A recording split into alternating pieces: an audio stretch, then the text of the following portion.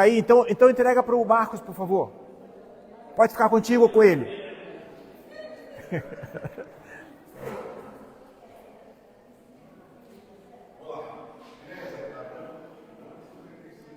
Hã? Tá, vou terminar antes para o povo ficar conversando. Veja se está certo mudar aí, Bia. Muda aí para eu ver. Isso, volta. Pode voltar. Pode voltar. Beleza. Pessoal, vamos começar o nosso estudo então.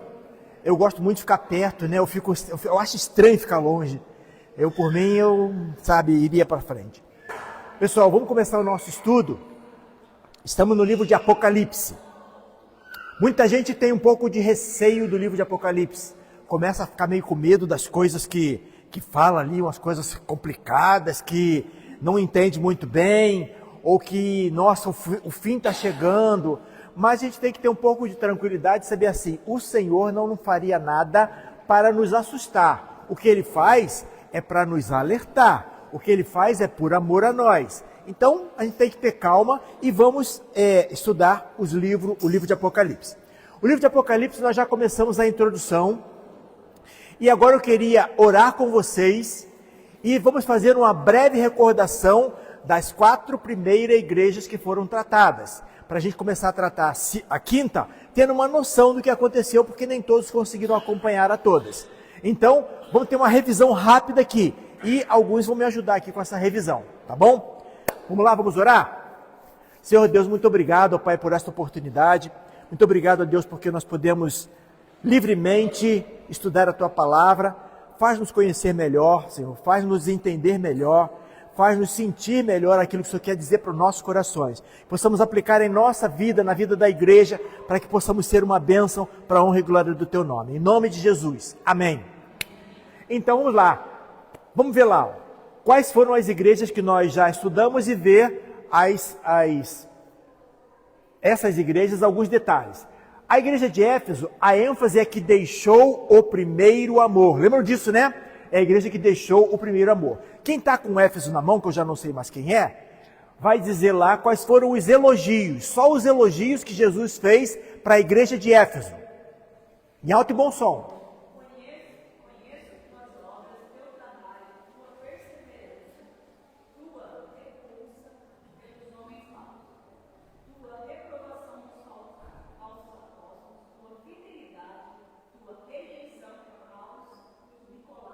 Nicolaitas.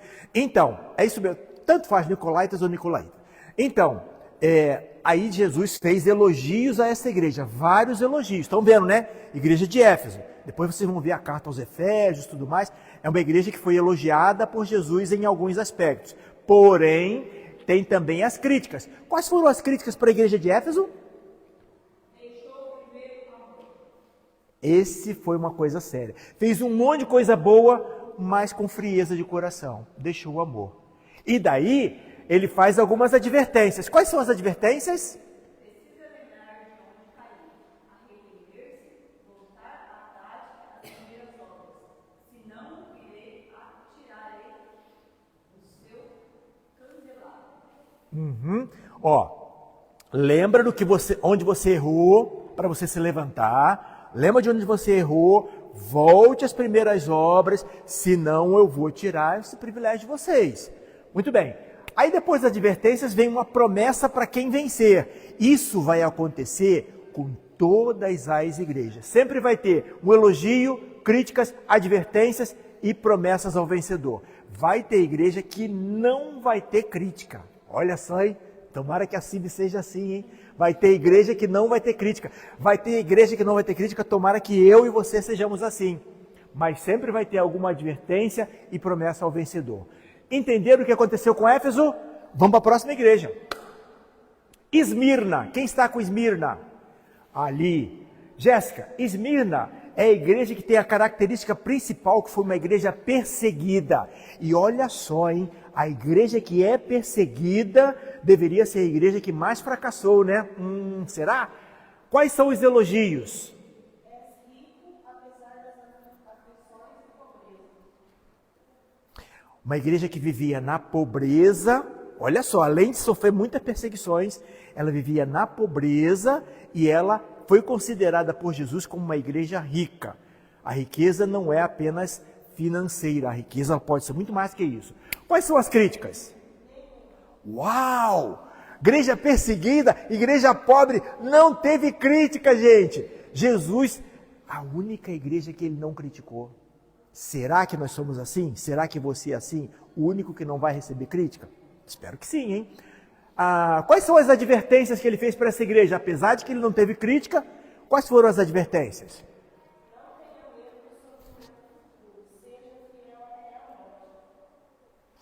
É uma advertência apenas para continuar sendo fiel. Olha que maravilha, hein? Queria ser dessa igreja, hein? Vou pedir minha carta. Brincadeira. Quais são as promessas? Quais são as promessas para essa igreja?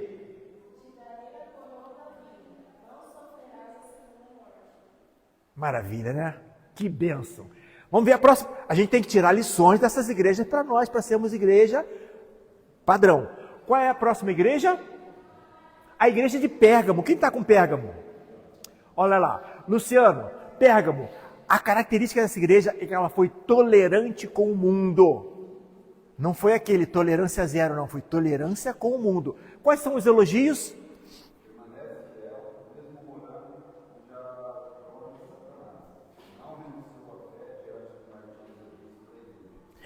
Olha só essa igreja. Ela estava num lugar que era considerado o trono de Satanás. Já pensou que lugar ruim? E ela permaneceu o quê? Fiel. Permaneceu fiel. O bispo da igreja, ele morreu assado dentro de um touro de bronze.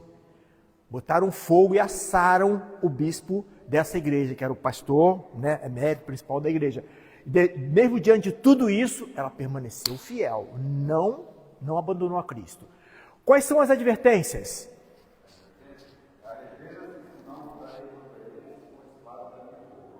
Porque ainda tinha algumas questões de críticas, não falei as críticas? Então, uma crítica, desculpa, as críticas.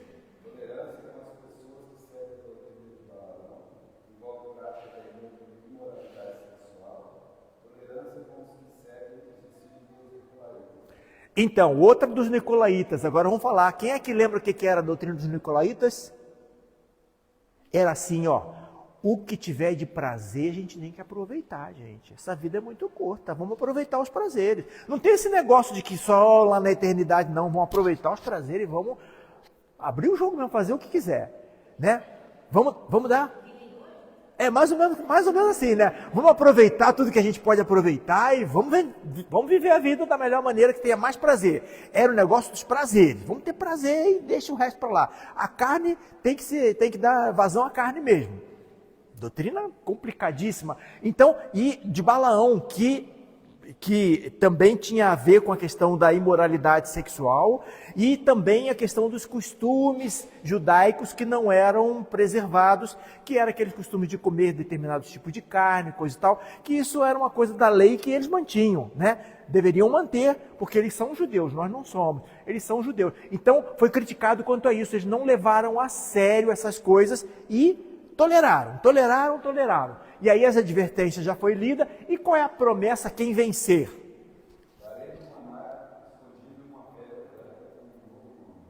O maná escondido, aquele pão do céu, o alimento de Deus, vocês vão receber. E vão receber também uma pedra branca, que nós explicamos o que é isso, né?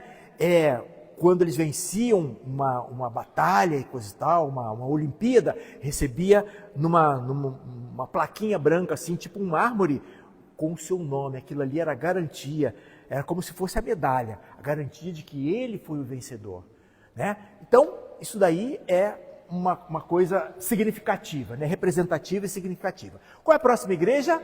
A quarta igreja que nós vimos? Tiatira. Se a sobrinha não tira, a tia tira. O que eles tinham? Uma doutrina falsa. Vamos ver quais são os elogios? Conheço suas obras, seu amor, sua fé, o seu serviço e a sua perseverança. Está fazendo mais do que no princípio. Veja só, começou fazendo bastante e foi fazendo mais ainda. Obras, perseverança, fé. Olha quanto elogio bacana, né? Muito elogio bacana. Então, a igreja de Tiatira tinha tudo isso, mas tinha críticas. Quais eram as críticas? Tolera de novo imoralidade sexual? Parece que é quase que uma constante, né? Tinha uma profetisa lá, que era chamada Jezabel. Não é que ela fosse a Jezabel lá do Velho Testamento que ressuscitou, não, tá? É que era considerada como uma espécie de Jezabel, porque ela fazia a mesma coisa. Ela incentivava a imoralidade sexual. E eles, de novo, toleravam essa falsa doutrina de que você tem que realmente fazer esses cultos dessa maneira. Eram cultos com imoralidade sexual, que era coisa dos pagãos que faziam. E essa doutrina vamos adotar isso porque não tem problema nenhum. E eles foram nessa linha, né? Qual era a advertência? Trará doença e sofrimento aos que se prostituem. Os demais apeguem-se com firmeza ao que já alcançaram. Então ele prometia castigo, ok? E qual era a promessa? Darei autoridade sobre as nações. Darei a mesma autoridade que recebi de meu Pai. Darei a estrela da manhã. Olha só, cada coisa linda. Meus irmãos, uma coisa aqui para a gente fechar essa revisão. Isso foi só revisão. Para a gente fechar essa revisão. Todas as igrejas, Jesus falava alguma coisa que tinha a ver com aquele povo. Tinha totalmente a ver, né? Então, se a igreja estava num lugar muito rico, ela dizia assim, você se acha rica, mas você é pobre.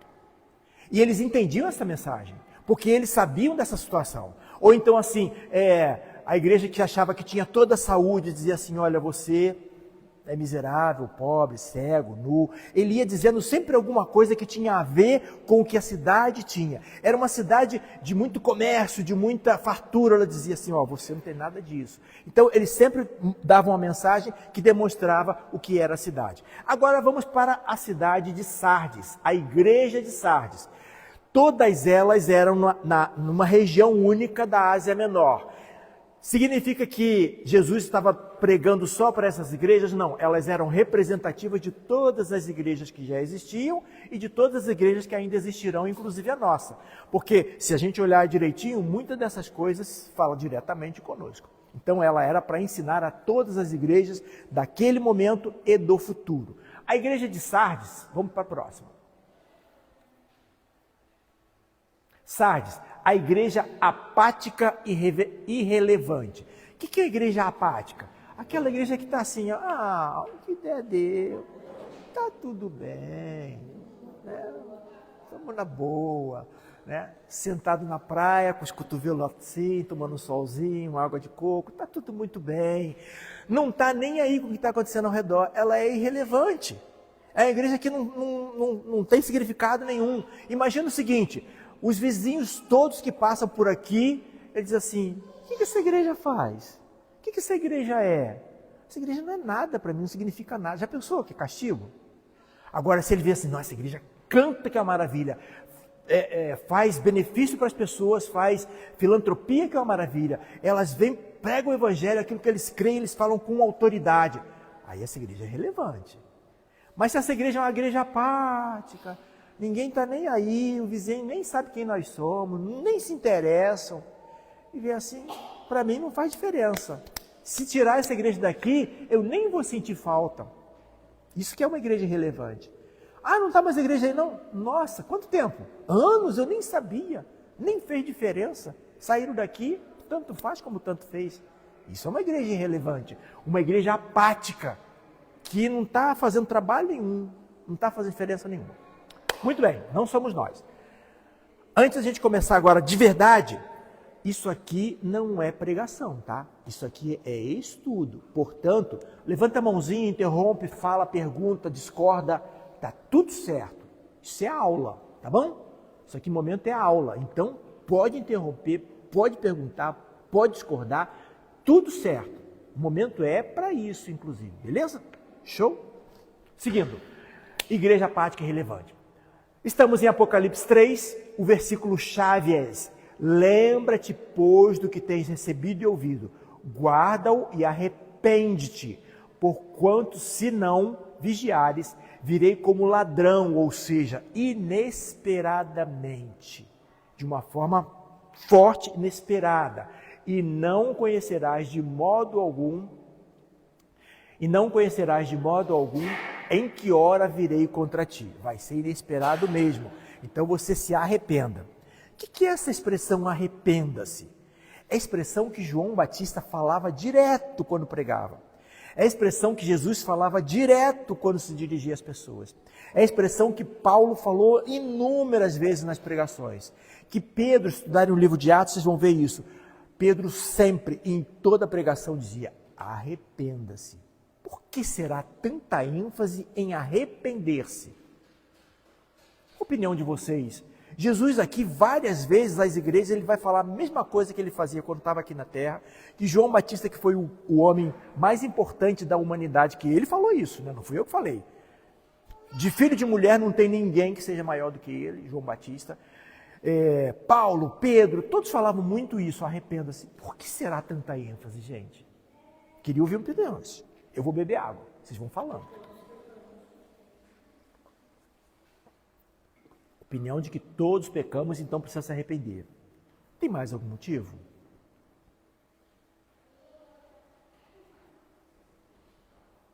Não tem mais nenhum motivo, é só porque nós pecamos.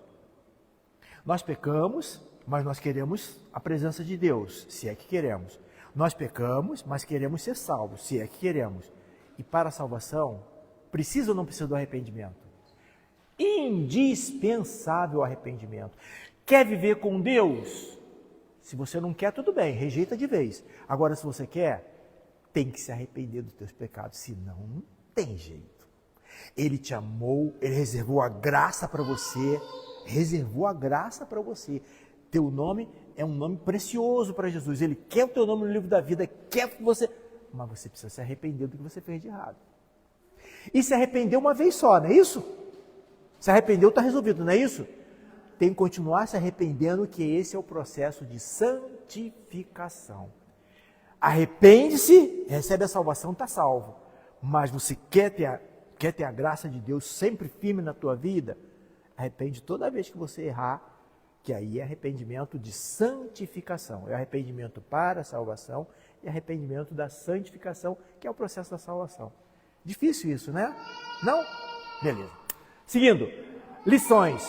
Nós vamos estudar essa lição para a gente ser capaz de entender esse diagnóstico. Vamos para o próximo. Aí são algumas imagens, mais outra. Essa daí eu quero parar. As anteriores são imagens lá da cidade de Tiatira, que as pessoas que fazem aquelas escavações, os arqueólogos, descobriram lá. Uma é um ginásio, uma espécie de um ginásio, outra é um templo. Agora, essa daí é da deusa Cibele. Alguém já ouviu falar da Cibele? Não conhece ninguém com esse nome Cibele? Eu conheço. Mas da deusa talvez você não tenha ouvido falar, né? Conhece uma Cibele, mas não sabe o que é a deusa Cibele. A deusa Cibele era considerada a grande mãe. Ela seria a mãe dos outros deuses, na visão desses, né? Outros tinham outras visões. Na visão desses, dos gregos, desse pessoal de Tiatira, de outros lugares da Ásia Menor, achavam que existia uma deusa mãe. Existe uma figura dela, inclusive, com vários seios. Uma deusa mãe. A deusa que é mãe de todos os outros deuses. Veja que semelhança eles têm com algumas coisas que a gente pensa, alguns pensam hoje, né? Que ela era a deusa da fertilidade, portanto, eles precisavam dessa deusa para serem férteis. Tanto fertilidade pessoal como fertilidade da terra, como produtividade da terra. E ela era a deusa da vitória das guerras.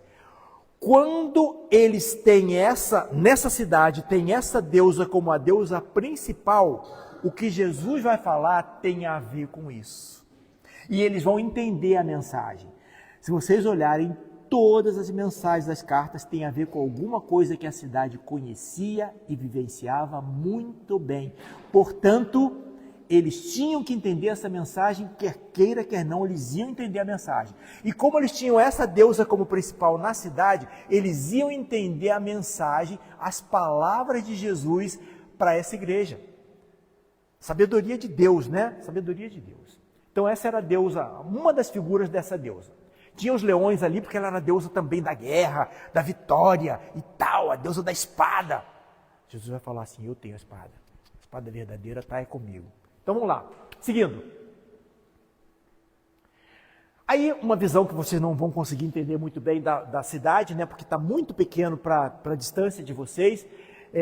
Essa cidade era uma cidade que era muito importante na produção de lãs e tecidos, ok? Essa cidade aí. Então, é uma cidade que trabalhava com tinturas de cores para as roupas e tal.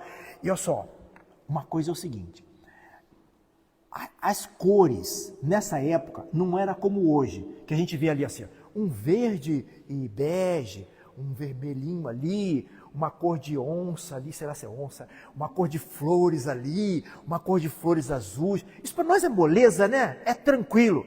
Nessa época não. Conseguir uma cor que representasse de fato algo conhecido e fosse uma cor firme e que ficasse impregnada num tecido, era uma raridade. Tinha cores que custavam uma fortuna. Colocar uma túnica de cor púrpura significava que você era muito rico, ou era rei, ou era um milionário, porque era muito difícil conseguir essa cor e firmar essa cor num tecido. Às vezes precisava de uma alga que demorava assim você ter toneladas daquela alga para fazer uma quantidadezinha pequena de uma cor impregnar num tecido. Então essa cidade, como tinha isso daqui, achava-se que era uma cidade próspera, achava que ela tinha muita coisa, se orgulhava disso, era uma cidade rica, porque tinha uma indústria do tecido que o mundo inteiro conhecia. Nós já vimos aqui algumas cidades que tinha uma espécie de uma faculdade de medicina. Nossa, para essa época, tinha uma das maiores bibliotecas do mundo, a primeira era Alexandria, a segunda era numa dessas cidades. Nossa biblioteca era a cidade que criou o pergaminho, que antes era só papiro, agora eles criaram o pergaminho. Então eles achavam que eles eram o máximo da cultura. Jesus falou assim, você não é nada disso. Jesus fala a verdade. Então essa cidade era a cidade da roupa, da lã, da tintura. Seguindo. Pense e compartilhe. Você conhece algum caso de que o paciente fez um autodiagnóstico consultando o Dr. Google, internet, né? E o médico descobriu que a doença era outra? Vamos fazer um parênteses aqui para pensar? Sabe de algum caso assim? Se olhou lá no Google e disse assim, olha, pelo que eu estou sentindo, eu tenho isso, então o remédio é esse paracetamol, é isso e aquilo, e está resolvido. Aí você não melhora, não melhora, não melhora. Vai para o doutor Yasu, aí o doutor Yasu vê os remédios lá, vê os exames reais lá, vai falar assim, gente, não é nada disso que você tem não, você está tomando remédio errado, por isso você não melhora. Será que já aconteceu, doutor? Já, né? Já aconteceu. Conhece alguém que aconteceu isso? Quando a gente não acha que é o pior diagnóstico, né? Meu Deus, eu tô com essa doença. Eu vou morrer, chega lá e fala, isso aí é bobagem, isso aí é tranquilo, né? Acontece isso? Acontece diagnóstico errado, né?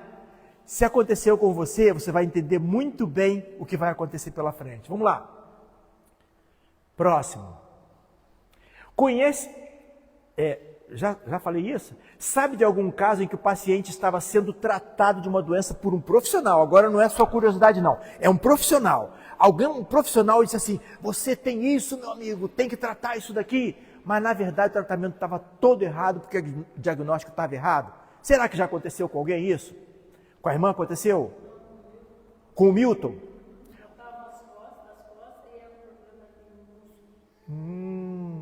Viu? Até um profissional, por vários médicos, até um profissional não era do esqueleto, não era da coluna, era musculatura. Então, até um profissional pode dar o diagnóstico errado, certo ou errado? Até um profissional pode dar um diagnóstico errado. E essa igreja, ela estava pensando que o diagnóstico dela era um e era outro. Que coisa triste. Estava pensando que ela estava assim, não, estou no caminho, meu diagnóstico é esse, eu já sei como é que eu me acerto. E não era. Pode acontecer isso com a gente? Será que pode acontecer isso com a igreja? Eu acho que pode. Vamos seguir? Vamos seguir. Aí uma observação aí que um autor, né? A igreja tinha o conceito de si mesma de ser uma igreja próspera espiritualmente. Nós somos espirituais, nós cantamos muito bem, nós pregamos muito bem, nós ensinamos muito bem, nós cuidamos muito bem das nossas crianças, nós estamos tudo certo. Ela pensava que era assim. Pelos de fora, ela era bem conceituada por ser próspera financeira. As pessoas de fora conheciam, não, só vem gente com carrão nessa igreja. Todo mundo bonito, bem arrumado, cheiroso e maravilhoso, maravilhosa. Aí, o pessoal de fora tinha um alto conceito. Mas será que esse conceito era verdadeiro? As indústrias de Sardes geravam renda e movimento na cidade. A igreja naturalmente refletia esse fenômeno socioeconômico, achando que era grande coisa. Mas como o Senhor a enxergava e qual o diagnóstico dar para ela? Era diferente do que a própria pessoa pensava e era diferente do que os outros pensavam. Era diferente do que a própria igreja se achava e era diferente do que os de fora achavam a igreja. É perigo acontecer isso? Perigo. Seguindo. Há risco de uma pessoa pensar que está muito bem espiritualmente, mas na verdade está sendo reprovada pelo Senhor? Se sim, quais as consequências? Agora eu vou esperar vocês falarem. Entenderam a pergunta, não? Se a pessoa acha que está muito bem espiritualmente e não está, que consequências isso pode ter na vida dessa pessoa, da família, até da própria igreja?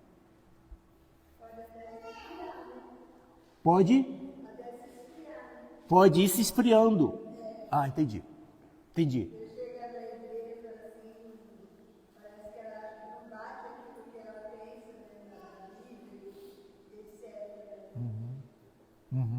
Boa. Mais alguma? Mais alguma ideia? Se achar autossuficiente que não precisa de ajuda. Muito boa também. Muito boa. Quero mais opiniões, que eu estou aprendendo com vocês. Eu nem sabia. Vamos lá? Próxima.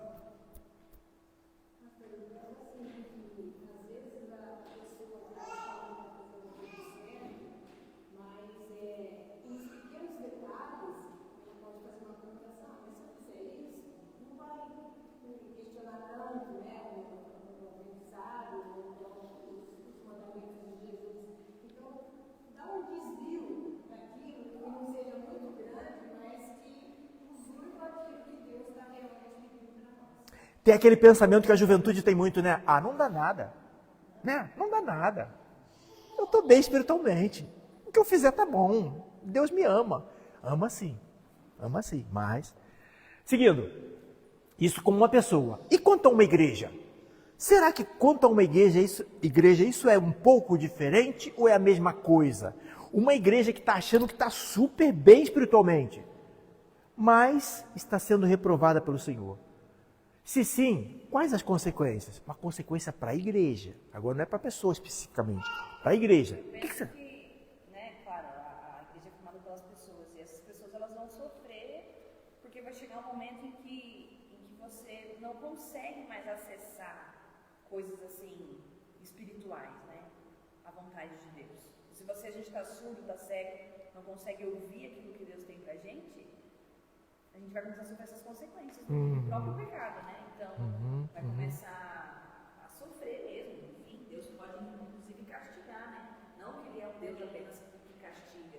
Inclusive, a gente viu em uma das aulas que estou dando tempo para que você se arrependa. Sim. E, infelizmente, nosso coração, às vezes, é obstinado e não se dobra diante da vontade do Senhor.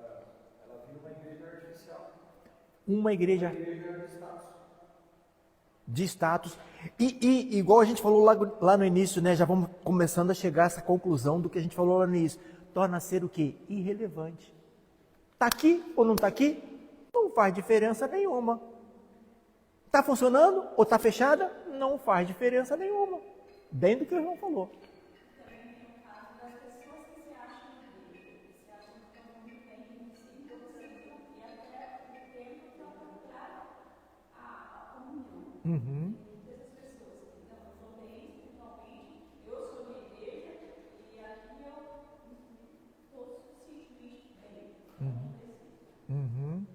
Achar que não precisa.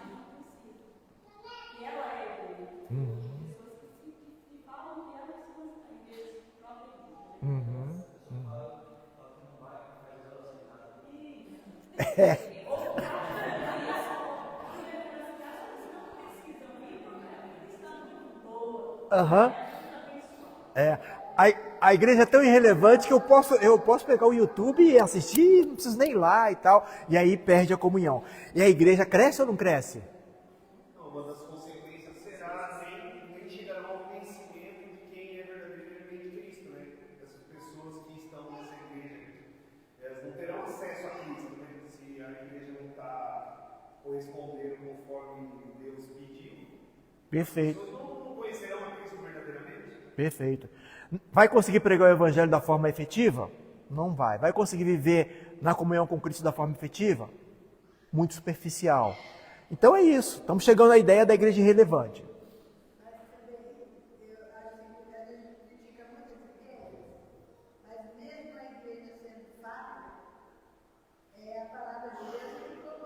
Uhum. Uhum.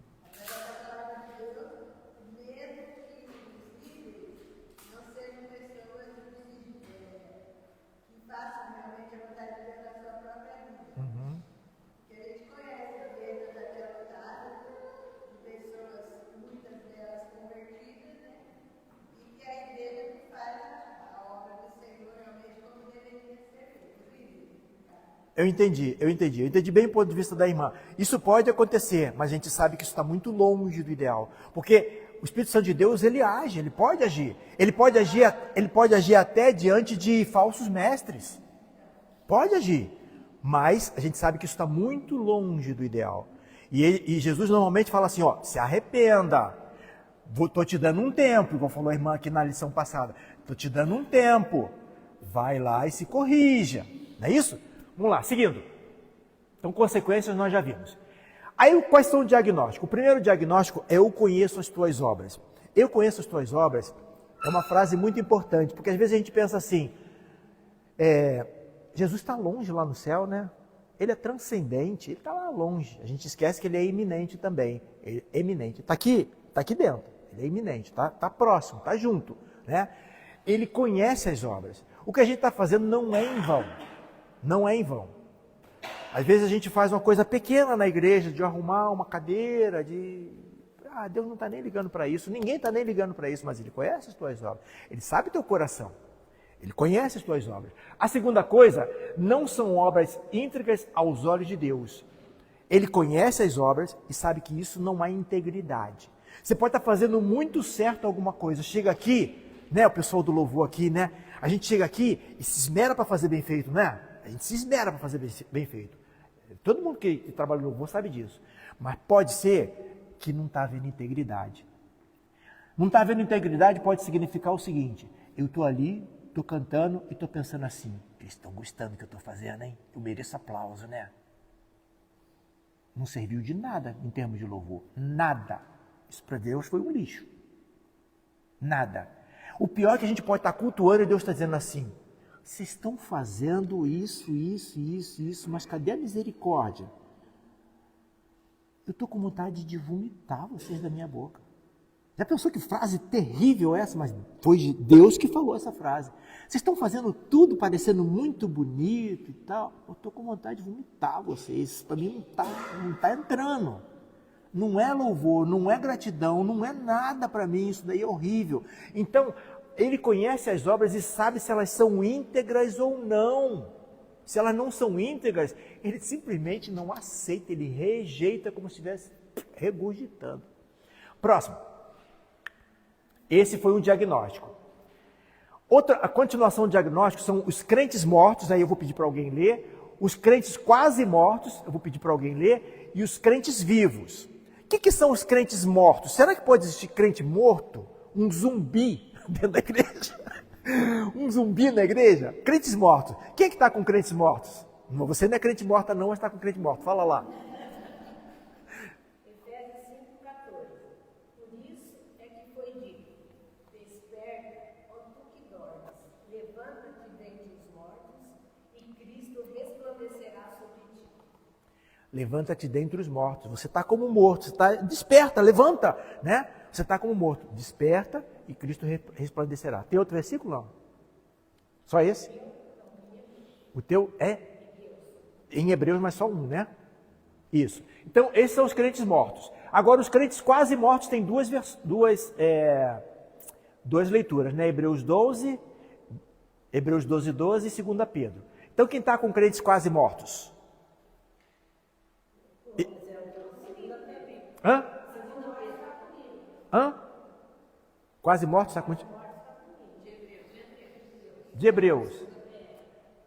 Tá. E você leu crentes mortos também? Ah, então eu cortei errado. Na hora de cortar, eu cortei errado. Eu li o Apocalipse 3. Não, Efésios 5,14. Agora você está também com Hebreus 12. Então, pode ler, por favor. Os crentes quase mortos. Nenhuma disciplina parece ser motivo de alegria no momento, mas sim de tristeza. Mais tarde, porém, produz fruto de justiça e paz para aqueles que por ela foram exercitados. Portanto, fortaleçam as mãos enfraquecidas e os joelhos vigilantes. Então, esse para os quase mortos. Esse para os quase mortos. Vocês se fortaleçam, vocês dão sequência. Então, 2 Pedro 1, 8 a 10.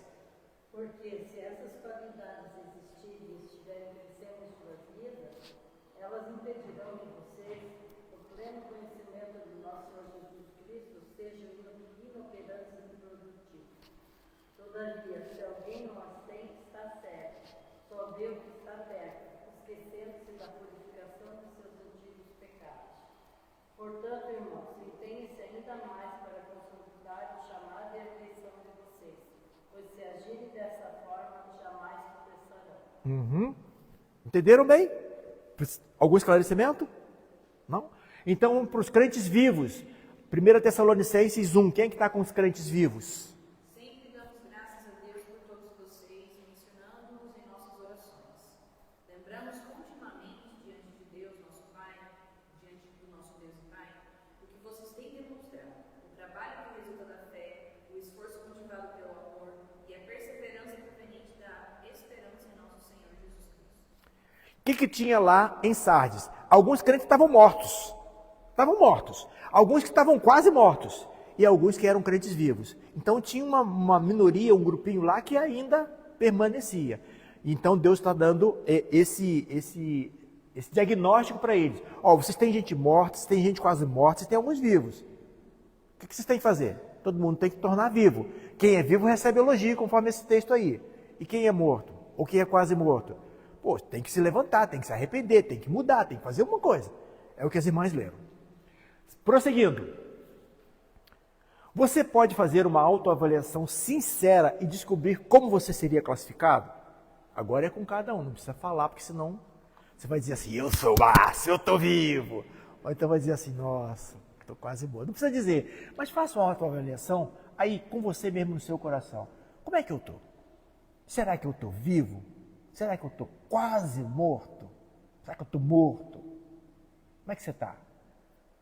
Deus fala no seu coração. Próximo. E sobre a igreja? Aí tem que falar da nossa igreja. A gente tem que fazer sempre essa avaliação na nossa igreja. Porque isso aí foi para Sardes, foi para todas as outras igrejas e foi também para as igrejas de hoje. Como é que está a nossa igreja? Será que ela está assim? Morta? Quase morta? Será que ela está viva? Viva, eficaz mesmo? Prosseguindo.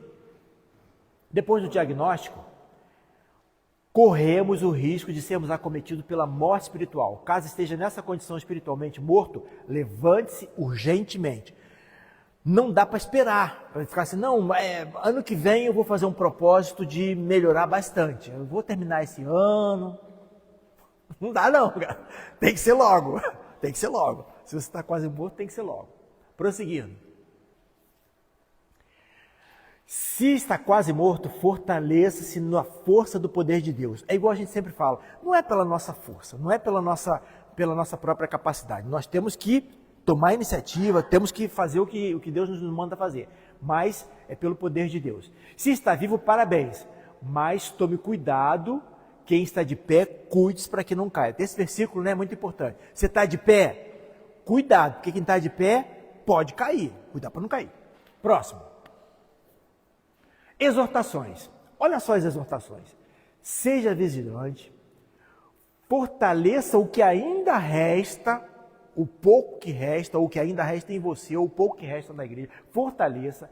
Lembra-te do recebido e ouvido, coloque seu intelecto também para funcionar, porque não é só coração, é intelecto também, coloque para funcionar, para você lembrar o que você recebeu, o que você ouviu, e aí um parênteses, né? Só pode lembrar aquilo que você já leu ou ouviu. Quem não lê a Bíblia, quem não estuda, quem não ouve, quem não vai lembrar de nada.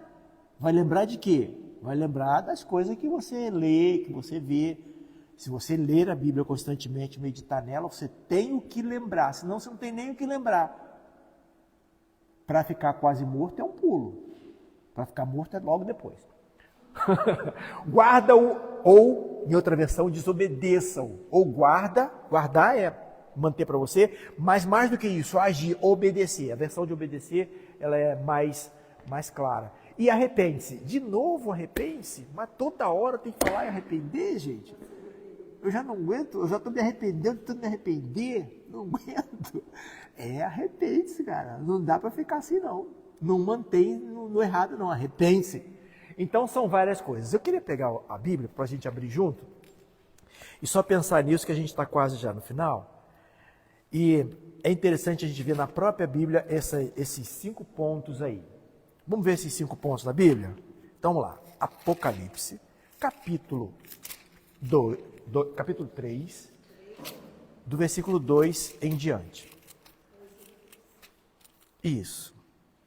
Apocalipse 3. Isso.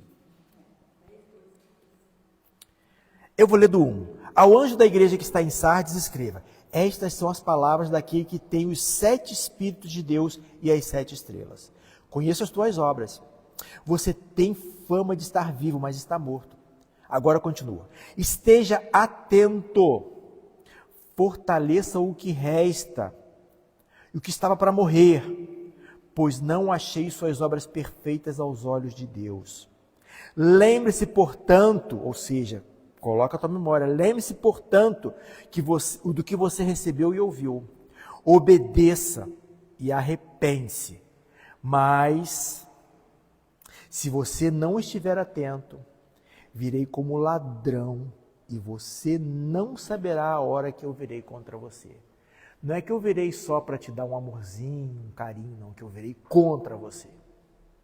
É assim, nessa dureza toda. Comentários, meus irmãos. Perguntas.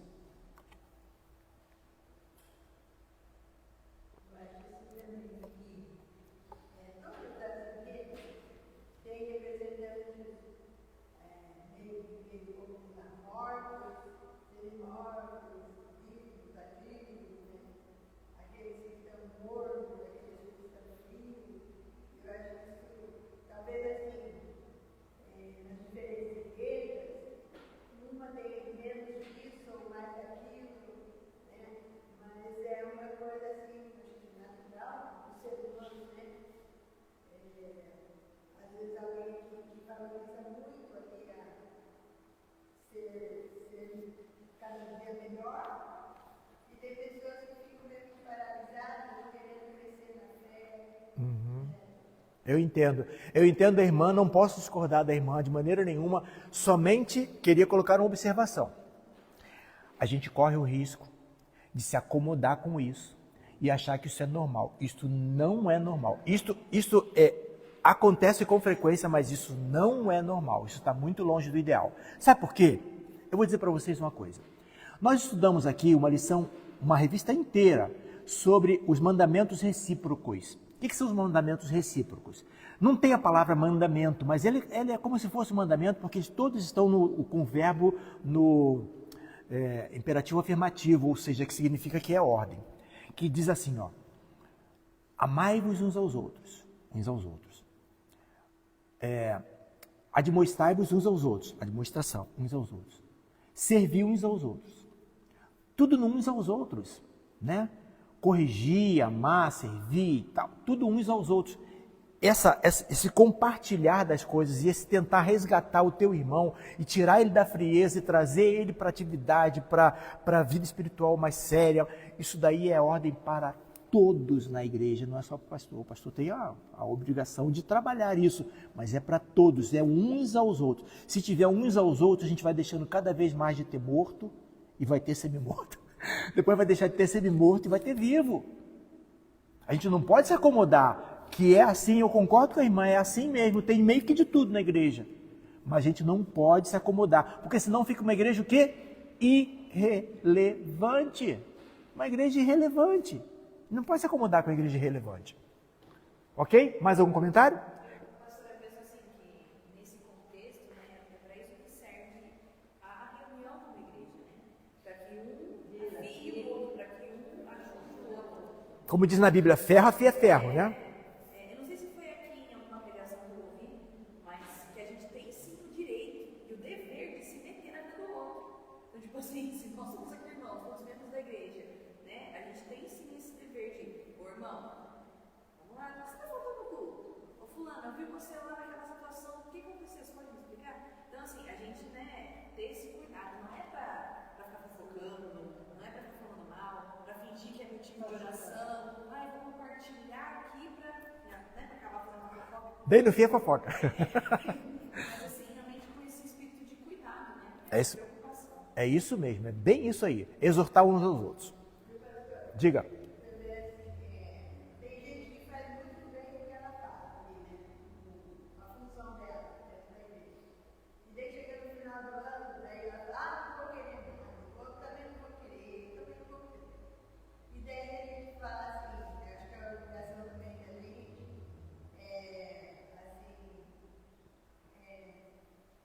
ajudar a pessoa, né? Falando bem que ela fez para todo mundo, né? O trabalho dela. Elogiar. Sim, sim, sim. Elogiar o trabalho da pessoa. A quem louvor, louvor. A quem louvor, louvor. No caso Deus, a quem honra, honra aquelas pessoas que merecem ser honradas. E daí a pessoa sempre assim, mais vontade. Então eu estou sendo agradável às pessoas que eu estou liderando. Sim. Então, que bom, né, que estão gostando de mim e tal. Eu acho que essa pessoa que lutou o ano todo, né, com dificuldade, você estava meio doente, mas veio e tal. Então, isso tem que ser valorizado pelos outros. É verdade, é verdade. Porque daí você pode falar que a pessoa possa continuar, que ela é uma bênção, não só para alguns, mas para todo mundo. Isso faz parte sim. Vamos lá que estamos chegando ao fim. Próxima. Apocalipse para hoje. Que desafio para nós. Vamos vigiar, manter a viva lembrança da obra que já foi realizada em nós, reter o que é bom e arrepender-se honestamente nesses casos pequenos. O juiz que vem da parte do Senhor é inesperado como um ladrão. A vigilância precisa ser constante. Seguindo. Apocalipse para hoje. Uma maioria se mantém incontaminada. Será que estamos assim nos dias atuais? Se sim, quais as razões? Uma minoria se mantém incontaminada. Por que será? Porque as pessoas estão adotando coisas que não deveriam adotar, né? Seguindo a promessa. Vamos terminar com a promessa, então. As promessas aos crentes vencedores ocupam parte da carta. Jesus faz 3 promessas maravilhosas. Andarão de branco junto com Jesus. Por que vai falar andar branco, de vestido branco? Por quê? Porque eles tinham se contaminado as suas vestes. Eles tinham esse negócio de cores de vestes e coisa e tal, eram tinturas e coisa e tal. Falaram assim, não, vocês vão andar na pureza. No branco, sabe aquele branco mesmo? No branco, vocês vão andar com vestidos brancos. Vestido branco, vestidura branca sempre foi na Bíblia uma representação da pureza. Tanto que era a maneira como os sacerdotes se vestiam e tudo mais. Depois, tem o nome no livro da vida. Vai ser mantido o seu nome no livro da vida. Depois, reconhecido diante do Pai e dos anjos. Já pensou? Já pensou chegar assim? Ayla. Aqui, Pai. Essa aqui é a Ayla. Ayla, papai, Deus poderoso. Da pessoa, essa apresentação. Não sei quantos já se formaram em alguma coisa aqui, pelo menos em segundo grau, alguém deve ter se formado, né? Pessoa daquele dia da formatura, tá chamando todo mundo lá pela ordem alfabética. Aí quando chega assim, perto do meu nome, eu fico assim, agora vai chamar meu nome, agora vai chamar meu nome. Aí chama meu nome, aí eu vou lá, eu vou lá na frente, recebo todo orgulhoso, aquela alegria, né? Vai ser assim, vai chamar teu nome, Marilza. Chega lá, Dona Marilza Gurrão, aí você vai lá toda feliz, né? Olha só, seu nome está no livro da vida. Venha, reconhecido diante do Pai e dos anjos. Próxima. E aí nós acabamos. Apegue-se com estas promessas. Elas são justas e elas também são certas. Elas são verdadeiras. Meus irmãos, comentários sobre a revista de hoje, porque domingo que vem, me aguarde, porque domingo que vem é Filadélfia, tá? Domingo que vem é Filadélfia. Eu sempre falo, né? Eu não perderia por nada essa lição de Filadélfia. Domingo que vem vai ser de manhã só escola, de noite culto. Para quem não sabe, nós estamos com um culto da manhã por mês e os outros domingos nós estamos com o culto à noite. E a escola dominical sempre de manhã, todo domingo. Só que quando é só a escola dominical, é 9h30, né? Então, domingo que vem, 9h30, estudaremos Filadélfia. Talvez seria bom a gente pensar que sempre esses cultos de manhã com a escola dominical fossem no primeiro domingo e não no último, por causa